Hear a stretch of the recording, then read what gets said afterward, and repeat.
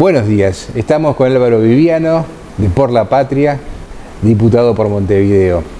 Vamos a hablar del tema que va a ser seguramente el más discutido en los próximos meses, que es la ley de urgente consideración. Porque viendo que hay aproximadamente un porcentaje de un 9% de descarte de firmas por la Corte Electoral, se supone que a este ritmo, como dicen los promotores del recurso, habrá referéndum. Estaba hablando con un diputado colorado que me decía que su partido estaba lento en lo que hace al debate, en lo que hace a salir al tema. ¿Cómo está el Partido Nacional? Bueno, un gusto estar con ustedes. Indudablemente va a ser un tema de agenda, es un tema que está hoy ya empezando de a poco a ocupar los principales titulares de los medios de comunicación. Y es un tema que todo hace pensar, observando aún un poco a la distancia el proceso de verificación de firmas, que vamos a estar ante las firmas. Que más allá del descarte lógico que hoy andan en un 10%, para que no haya referéndum tendría que haber un descarte de un 17, un 18, y eso no se visualiza. Por lo tanto, hay que pensar de que seguramente a fin de año la Corte Electoral esté de alguna manera fallando, haciendo lugar al referéndum, y bueno, y a partir de ahí habrá una fijación de una elección, para lo cual la Corte Electoral tiene unos 150 días más. Por lo tanto, marzo, abril, por ahí, mayo, seguramente tengamos una instancia de referéndum, por lo cual toda la población, y de forma obligatoria, tendrá que ir a manifestar su opinión por sí o por no al recurso. Los que de alguna manera promueven la derogación votarán sí, los que defendemos la ley votaremos no al recurso de referéndum. Y nosotros nos empezamos a preparar, empezamos de algún modo ya a ampliar los círculos concéntricos de información, empezamos a preparar gente que de alguna manera sigue preparando a otros para comunicar a la gente, para empezar a darla a conocimiento. Nosotros estamos convencidos de que es una muy buena ley y que la mejor herramienta para defenderla es hacerla conocer. Es una ley compleja, es una ley muy abarcativa, es una ley que tiene 475 artículos que no todos se derogan. Que no todos se derogan, que incluyen enormes materias dentro de la ley, incluso dentro de los 135 artículos que se derogan, que bueno, que hay que hacerlos conocer en profundidad, los argumentos a favor y los argumentos en contra.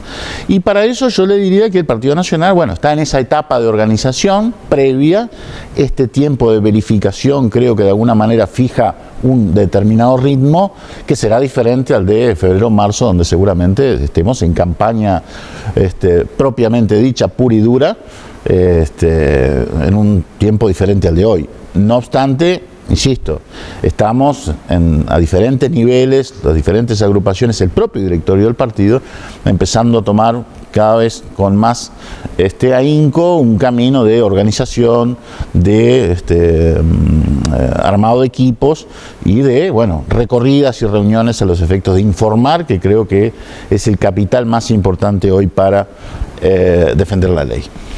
De alguna forma, ¿podemos hablar que se está haciendo un referéndum contra una ley o se está plebiscitando un gobierno?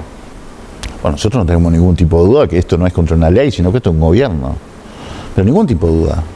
Fíjense que nos ha pasado un caso muy particular. Esta ley recogía opiniones contrarias sin conocerla.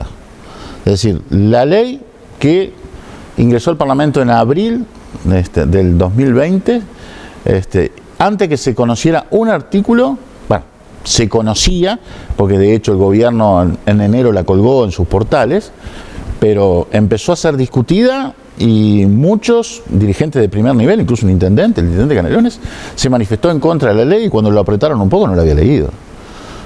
Se anunció sin conocer el fondo de la ley hasta el plebiscito que hoy estamos de alguna manera recorriendo.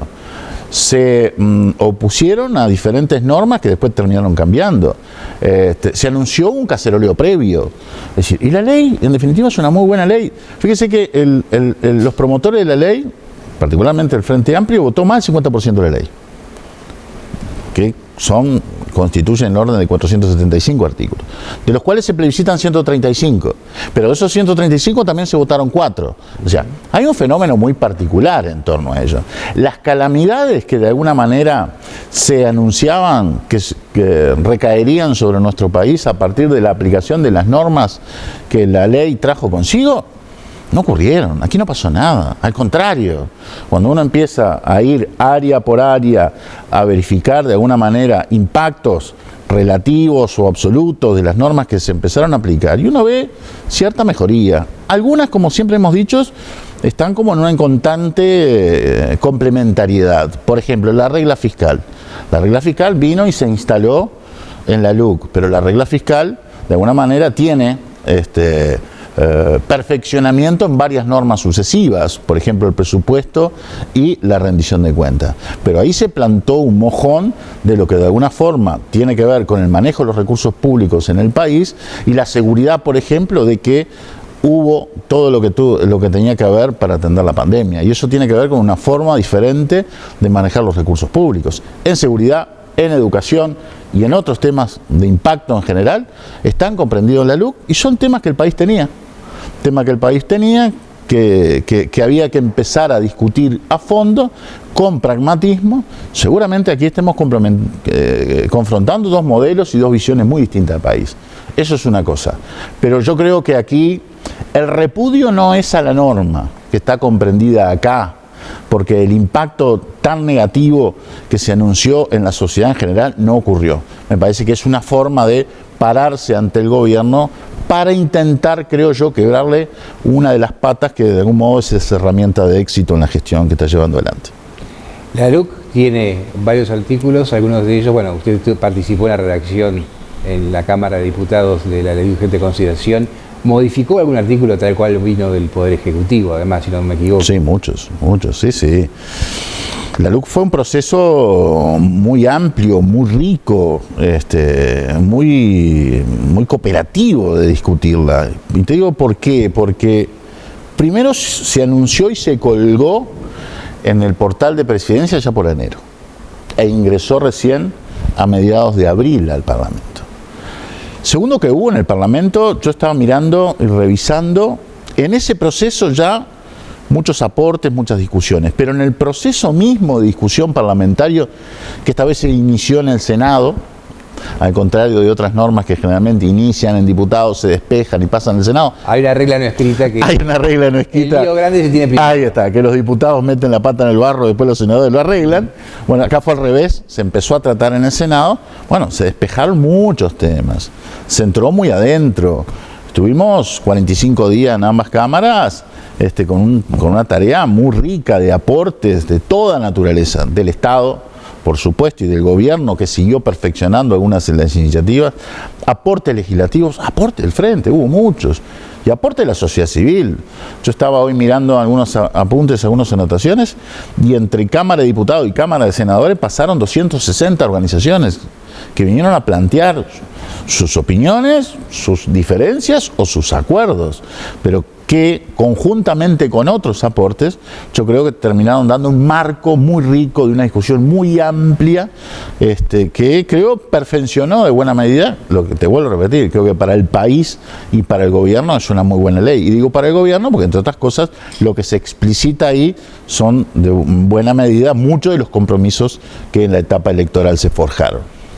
Al margen de lo que es específicamente la Ley de Urgente Consideración, el hecho de que ahora hay un referéndum, un recurso de democracia directa en juego, ¿no abre también un poco la pregunta de si otras futuras leyes del oficialismo correrán la misma suerte? Y bueno, eso es un mecanismo plasmado en la Constitución de la República, es una garantía del Estado de Derecho y es una herramienta que tiene la ciudadanía. Y contra eso uno no puede ir. Estaría yendo con la esencia propia del funcionamiento de nuestra sociedad, de nuestras normas y de la propia Constitución. Si esa herramienta se echa a andar, se echa a andar. Vuelvo a insistir, acá es notorio que está el PIT-CNT y está el frente detrás de esta iniciativa, pero la iniciativa no deja de ser una iniciativa ciudadana y un derecho que tiene la gente. Entonces, bueno, siempre es un riesgo, pero a su vez siempre es una exigencia, porque uno está obligado a legislar y legislar bien, y legislar para la gente y pensar por la gente, sabiendo que, bueno, tiene la espada de Damocles y que si la gente se rebela, tiene estos mecanismos para oponerse a las normas que el legislador sancionó. Y bienvenido sea, yo creo que eso es parte de los equilibrios en cómo se conforman y se diseñan la sociedad. Claro, siempre hay elementos exógenos que le dan determinado tinte a la medida que, a mi modo de ver, la degenera de su intención inicial. Acá notoriamente hay un partido político detrás usando la herramienta a los efectos de meterle un palo en la rueda de gobierno. Y bueno, son las reglas de juego, todas las conocemos, todas las podemos aplicar si queremos, pero creo que de ninguna manera deja de ser un mecanismo de la gente, un mecanismo de garantía, un mecanismo que la Constitución prevé para salvaguardar el interés general. En la parte técnica vamos a analizar un aspecto que es el siguiente. Muchos de estos artículos, si son derogados, ¿se vuelve a la norma anterior o hay que legislar de nuevo? Bueno, eso es una discusión que está ahora dándose, porque es muy importante, muy relevante.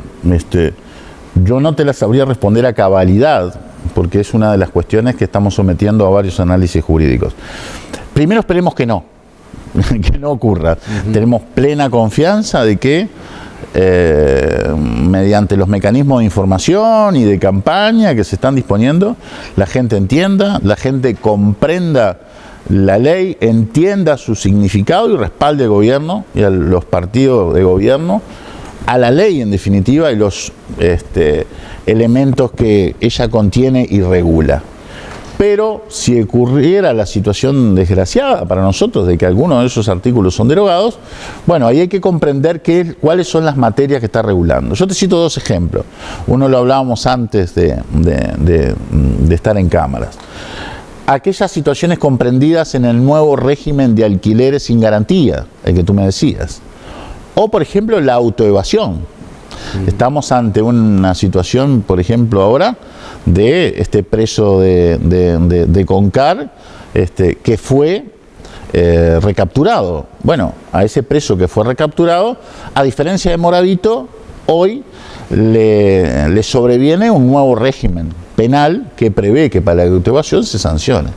Seguramente ya la ley se esté aplicando y esté generando una sanción especial para esto. Ahora, si se deroga, ¿qué pasa? ¿Se vuelve al estado anterior? Bueno, es una posibilidad.